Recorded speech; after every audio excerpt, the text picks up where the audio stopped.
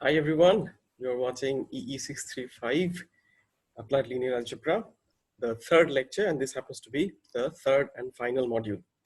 Okay, so in this module, all right, before we start this module, let me just give a brief recap of what we have done in the past two modules. We were looking at row reduced echelon form and how using row reduced echelon form one can get all the solutions in almost like uh, by just looking at the equations, you can read off the solutions from the row reduced echelon form. Great, no? Now what we're going to do is, so we have already looked at this characterization, the one that you can kind of read off from the row reduced echelon form. And using that characterization, we have seen three amazing corollaries, yeah, and amazing consequences of that. And I have also explained that augmented matrix rank of that matrix A and rank of A augmented with B, rank being equal means infinitely many solutions. If ranks are unequal, then there are no solutions. These sort of things is something that I have already explained to you in the last module. In this module, what we're going to do is we're going to look at a geometric interpretation of what we have seen so far. Yeah, it's a double-edged sword, this geometric interpretation. On the one hand, it's going to give us some visual representation of what is going on. At the same time, there are limitations of this geometric interpretation, as we'll see. Yeah, so that will lead us to this idea of abstraction to general dimensions. Yeah, not just kind of geometric interpretation restricted to 3D. Okay, so let us get on with that. So let us try and make sense of what these linear equations really are in terms of geometry. Okay, so for that we have to dissect this idea of linear equations. All right, so let me just write down one equation. Yeah, let's see how we can go from there. So if you remember, the first equation looks like a11x1 plus a12x2 plus dot dot dot plus a1. I just forgot to share my screen. Let me do that soon. Hang on.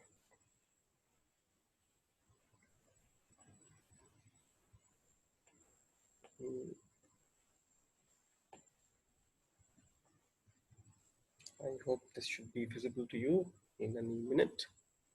Okay, yeah, there you go. All right. So this is my equation. This is how it looks like, right? Let us try and see how the solution of this is going to look like. How is the solution set of this?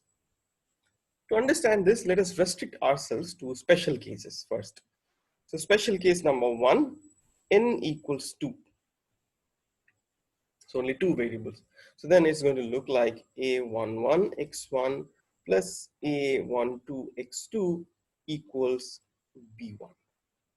Right? Pictorially, how would it look like? This is the equation of a straight line, isn't it? So in this case, I can represent the whole 2D space like this. This is my R2. This is a two-dimensional Euclidean space. And there I have this equation of a straight line, which may be like this. But how to make sense of these numbers, A11, and so on? Notice the following. If I take a vector here on this line, and if I take another vector on this line, suppose this is vector, we call this V, and this vector W, then V minus W is a vector like this, isn't it? So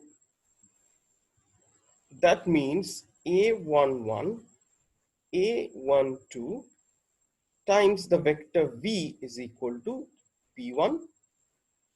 And similarly, A11, A12 times the vector W is B2. Oh, I'm sorry, this is B1 again. Why? Because both of them, both V and W, both of them satisfy the equation because they are on the straight line, right? So now if I subtract the two, what do I get? I get A11, A12, V minus W must be equal to 0, right? Which means this vector that I drew out here, this vector dot product with A11, A12 is 0, which means that in R2, this vector A11, A12 is orthogonal to V minus W. So this is V minus W out here, remember? So if I just put some point here, and from here I draw this orthogonal, then this orthogonal vector is actually given by A11, A12. And this is always true whenever I take a vector on this line. So in fact, what happens is in this case, this vector A11, A12, this column vector, mind you, is the, I should not write the because it's not unique, is a normal to the plane, right? So that is how we make sense of the coefficients A11, A12. How do we make sense of the coefficient B1, that is the right hand side? Well, notice the fact that just like before, so this is x1 axis, this is x2 axis, I have this straight line. This straight line has this for its normal. This straight line also has the same, could be, just a multiple of that vector, but they're parallel vectors. So for its normal, this also will have same thing for its normal. So all these parallel lines will have the same normal, not exactly the same, but just multiples of each other, just scalar multiples of each other. Okay, if you insist on unit normal, then all of them are the same unit vectors, right? So then how does this, so what does this B do? This B differentiates between these parallel lines, right? Because with the same A11, A12, if I have a different B, I will have a different line. Yeah. So like, for example, think of this situation. I have A11 x1 plus A12 x2 equals B1. In this, if I put x2 equals 0, that implies x1 must be equal to B1 divided by A11, which means for this case, this point is given by B1 divided by A11. So obviously, as you keep changing B1, these intersection points keep on changing. So we get different straight lines. So here is the thing. So every equation, at least in 2D, every equation, A11, A12, x1, x2, b1, this is normal. This b is the so-called bias. So normal bias gives us the whole solution set. And this analogy you can take to any n, yeah, without any hassle, without any problem. In fact, so for example, look at this special case, n equal to 3. What will you get? We'll have something like A11 x1 plus A12 x2 plus A13 x3 equals B1 now. The situation has changed. Now I have 3 axes, x1, x2, and x3. In this axis, well, an equation like this would mean this is equation of a plane. On that plane, there would be a normal. This normal is given by A11, A12, A13. Yeah, and how this plane, sits either here or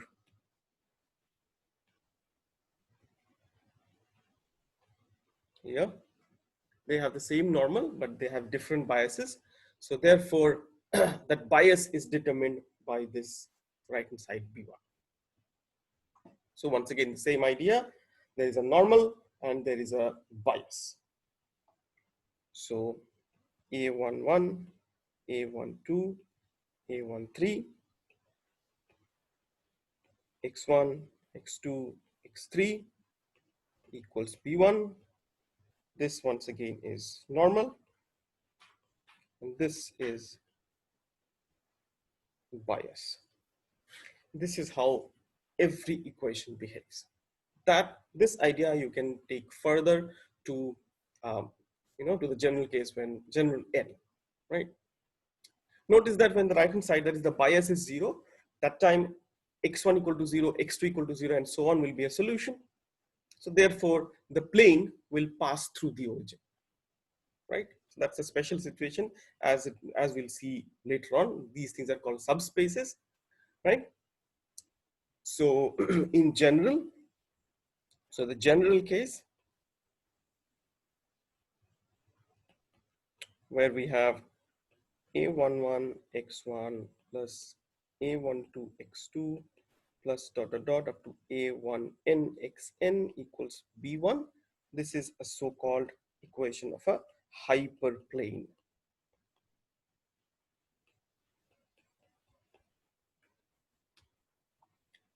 Where to which this vector a11, a12 dot dot dot up to a1n is a normal, and b1 shows b1 the bias tells us, okay, tells us how far away the plane is from the origin. That's it. That's the idea. That is one equation. So I hope you understand the geometric meaning of one single equation. What if we have multiple equations, right? Okay. So multiple equations. What is the geometric interpretation of multiple equations? You see, suppose I have two equations, a11 x1 plus, let me not write all the way, all of them. So a1 and xn equals b1, that is one equation. Then I have a21 x1 plus dot dot dot up to a2n xn equals b2. I have two equations, right? What do I mean by a solution of this? Okay, if I look at this solution set, this is hyperplane 1. Equation 1, equation 2. This is hyperplane 1. Hyperplane 1 is the collection of all vectors x in Rn such that a11 x1 plus dot dot dot up to a1n xn equals b1, which means is the solution set of equation 1. Similarly, hyperplane 2 will correspond to equation number 2, which is defined as all x's in Rn such that a21 x1 plus dot dot dot up to a2n xn equals b2 is satisfied, right? A solution set, the solution set of both the equations, that is S is x in Rn such that x satisfies equation 1, x also satisfies equation 2. So see, this is an AND property. X has to satisfy both the equations. So of course, from logical, it's only logical that it's just a logical consequence that S must be equal to H1 intersected with H2. So it's the intersection of these two solution sets. So therefore, when we have M equations like A11 x1 dot dot dot up to a1 n xn equals b1, and so on up to a m1 x1 plus dot dot dot up to a1 m xm equals bm. So I have m number of equations. That is how a system of equations looks like. Then the solution set S is nothing but the intersection of the solution set of the first one, intersection of the second one, intersection dot dot dot of finally the mth one. That's it. So it's the intersection of m hyperplanes, right? So there is a solution if and only if this intersection is empty, right? And there are infinitely many solutions if this intersection is an infinite set. Yeah, it's a unique solution if the intersection is just unique, right? So how do you make, how do we understand whether there are infinitely many solutions or not, or whether in fact there is a solution or not? Well, for example, think of the situation in n equal to 2, right? So I have this one, I have this one. Yeah, this is x1 axis, this is x2 axis. Suppose here I have two planes. This is, so sorry, two lines. This is one straight line. This is another straight line. What is the intersection? Of course, this is the intersection, right? When there is no intersection, if the two lines are parallel, okay, what do that mean? I mean, what does that mean? Well, you see, so this is a unique solution. For no solution, this is x2, x1. No solution would correspond to, suppose this is a straight line, and suppose this is another straight line. So no solution. How do I figure out whether there are no solutions? Well, of course, because the two are parallel, it means that this normal and this normal, they are, they are just scalar multiples of each other. Or if you insist once again on unit vectors, that means they are the same unit vectors, but they have different b's. So equation wise, how will it translate? What will it translate to? This situation is no solution. How will it translate? Well, I will have something like A11, A12, B1. And then this will be some alpha times A11, alpha times A12, x1, x2 is equal to B1. But this is not alpha times B1, but this is some B2. Right? In this case, if I try and obtain its row reduced echelon form, all I have to do is first I have to make this guy 1 and this guy A12 by A11, assuming A11 is non-zero. And then I just, this is alpha A11, alpha A12, x1, x2. This is equal to B1 by A11 and B2 as it is. And then I take this guy as a pivot and make this guy 0. I end up with 1, 0. Right? So I'm multiplying by alpha A11, but notice that the moment I do that, then in this equation, this also becomes 0. I have x1, x2, and this is equal to B1 A11. This is B2 minus alpha times B1. So if B2, so of course,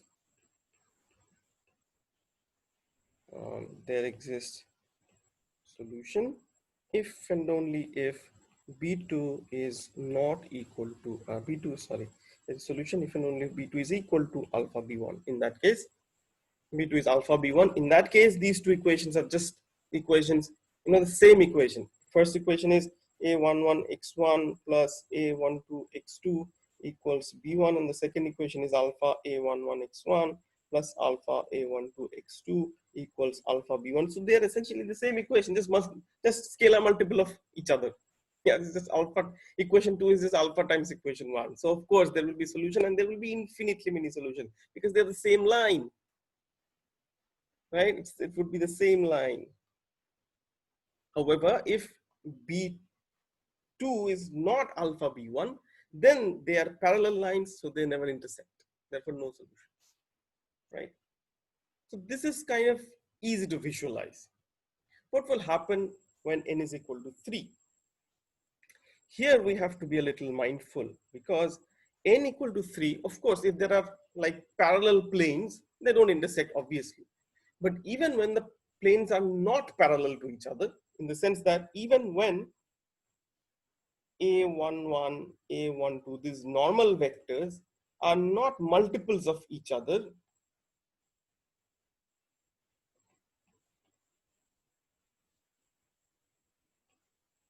yeah. So this is the matrix. So these are the normal vectors. This is the normal, this is another normal, this is another normal. These normal vectors need not always be multiples of each other. That is, the planes that they describe, they need not always be parallel to each other, but still there would be no solutions. Yeah, how do we make sense of that? So for that, I've actually drawn some figures. I think they will be kind of understandable. They will help us in understand. So this one is unique solution. Just have a look at it. Yeah. So here there is this red plane. Yeah. Then there is this blue plane and the green plane. They intersect in such a way that they have a solution like this. Yeah. So let me show it to you from directly here, where the solutions actually has been shown. So look at this. So let me get rid of the blue planes altogether.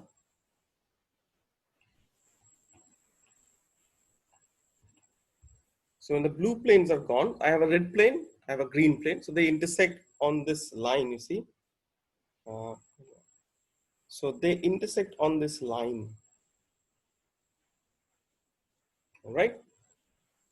And then when I introduce the third plane, so if I get rid of the green plane also, then I can have the blue plane. And the blue plane looks like this. So the blue plane and the red plane, they also intersect with each other on this line. So two planes will intersect in a line, right? And then if I introduce the green plane, they intersect here. So this is the unique solution point. So this is the unique solution situation. Let us look at a situation where there are no solutions, okay?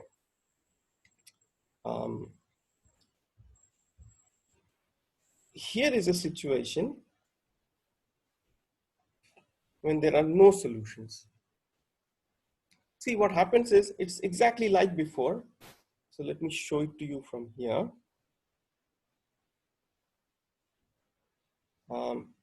Here. So like before, so let me get rid of all the blue ones. All the blue ones. So once again, I have red and green. But then suppose I have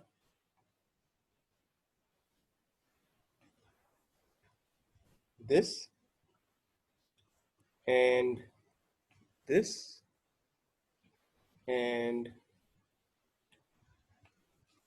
this.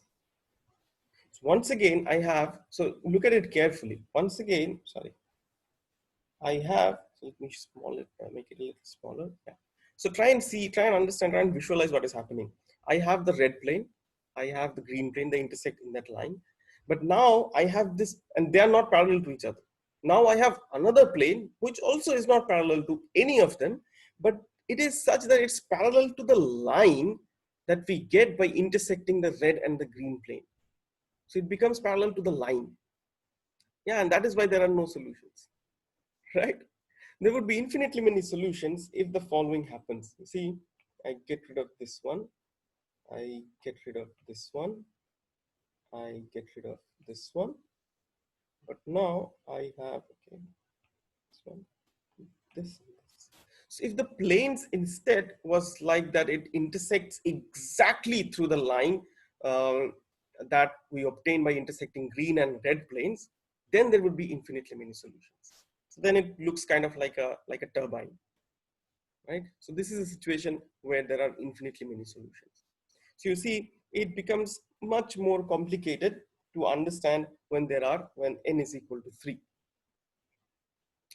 right? In that scenario, the reason is because you see a1, so this vector, this vector, this vectors, they need not be multiples of each other, in the sense that the planes to start with need not always be parallel to each other. In that case, then of course there is no solution if they're parallel, yeah, with different biases. However, even when they are not parallel, it may so happen that the third vector, that is this one, is a multiple of linear combinations of this guy, or not just multiple, it's a complicated way of saying it. Simply, the third vector is a linear combination of the first two vectors, right? And B, the B3 is not the same linear combination as B1 and B2. In that case, the row reduced echelon form will show up as, will show us 0 here in the third row, but the third entry in the B vector will not be 0. And in that case, we'll not have solutions, right? On the other hand, if B3 also nicely the same linear combination of B1, B2 as the third vector, third row vector in the A matrix, A matrix of the first two rows, yeah, in that case, the row reduced echelon form will show us that this guy has this third row 0 and the third entry in the B vector also is 0. So therefore, there will be infinitely many solutions. Yeah, so I hope with this geometric picture, you'll get this idea of this infinitely many solutions and no solutions. Yeah. But the point I would like to drive home here is the following. You see, with n equal to 3, the situation is much more complicated than it is for n equal to 2. N equal to 2, the picture is clear. N equal to 3, picture is clear. No solutions, only when the lines are parallel, which means in the equation, the coefficient vectors, the row vectors, which are normals, they have to be multiples of each other, right? Then and only then there are no solutions, provided the right hand side doesn't match up. On the other hand, when you go to n equal to 3, things are more complicated. Even when these planes are not parallel to each other, still there could be no solutions or infinitely many solutions. When you go for n equal to 4 and higher, things are even more complicated. You don't know at what stage you'll have this parallel thing happening. Yeah. And unfortunately for n equal to 4, you will not be able to make sense by drawing pictures. Impossible. You cannot visualize n equal to 4, right? So then what to do? That is why what we have learned in the first two modules and the lecture before becomes important. Yeah, that sophistication is required here. That mathematical tool is required here to make sense. Yeah, that is why we do the sophistication. That is why we do the abstraction. At this point, I would also like to bring to your notice the following thing, that just like n equal to 4, you cannot visualize. Similarly, you cannot visualize also the situation when, suppose, instead of real numbers, I have complex numbers. For complex numbers, even C2 cannot be visualized because C2 is like R4, right? It has both real part and imaginary part. How do you make sense of that? You can't. Yeah. So, but we can do everything that we have learned for R. All of it can be done if the numbers are complex numbers instead of just real numbers. Yeah. And not just that. In fact, I can do this for a whole lot of other kind of numbers. I can do it for rational numbers. I can actually do it for something like this called rational functions, which are ratios of polynomials like transfer functions. I can do it for them.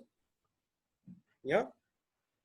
I can even do it for R, S1, S2 rational functions in n variables. I can do it for rational numbers over complex numbers. I can also do it for something called finite fields, right?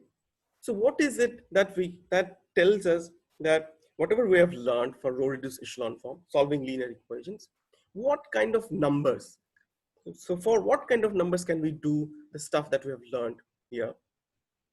Yeah, what is it? What property of numbers allows us to do what we have done here? Yeah, and that will also tell us the situation where we cannot do what we have done. The answer lies in the fact that there is this algebraic structure called a field, special kinds of numbers called field. Yeah, for fields uh, we can do uh, whatever we have learned so far, and if the numbers are not coming from a field, we will not be able to do that, right? So in fact, all of linear algebra can be done over fields. Yeah, and if they are not fields, then there you know there are restrictions. We can't do all the things that we have learned so far. We'll take this up in lecture number 4. Yeah, that will be our first level of abstraction, and then we'll take it even further to a more general level of abstraction. Yeah, namely the situation when you know things are not just columns of numbers but something else. We'll see whether we can do do the things that we have learned so far to those scenarios also. Okay, so till then, say I would like to say let's say goodbye at this stage. But before we do that, maybe let me give you one more um, immediate attention problem for this lecture, namely draw pictures for these situations. Say x1 plus x2 plus x3 equals 1, and x1 plus x2 plus x3 equals 10. Yeah, draw pictures here.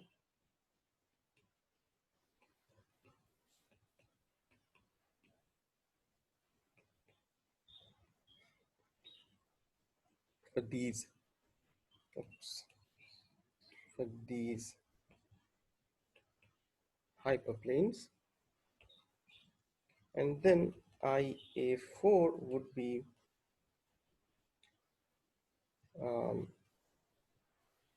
give examples, give one example, given example in R3 of two equations that have no solutions in one case, and in another they have infinitely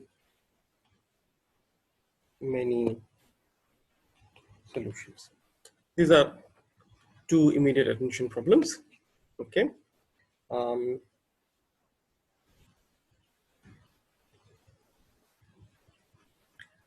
so I hope you enjoyed this lecture, this edition of lectures in EE 635 Applied Linear Algebra.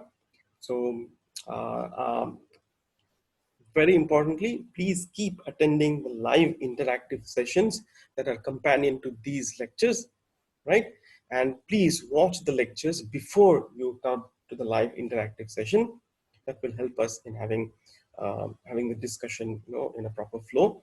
And please, please, please ask questions, ask questions, ask questions. You have so many different avenues through which you can post questions. You can post questions on YouTube directly. You can post your questions on Google Classroom. You can write to me, or you can write to Dvaipayan. You can write to your TAs. You can call me up. There are all these avenues available to you through which you can ask questions. Remember that this is not just important for you to learn the subject. Of course, it is very much important for you to learn the subject, but also keep in mind that this carries weights, right? There will be credits attached to it. Yeah, even if you don't want anything else, just for the credits, please ask questions. But anyways, jokes apart, do ask questions, okay? If anything is not clear to you. So, okay, let me put an end to this discussion for this week. Next week, once again, we'll come up with lecture number 4. All right. Till then, take care, stay safe, stay healthy. Bye-bye.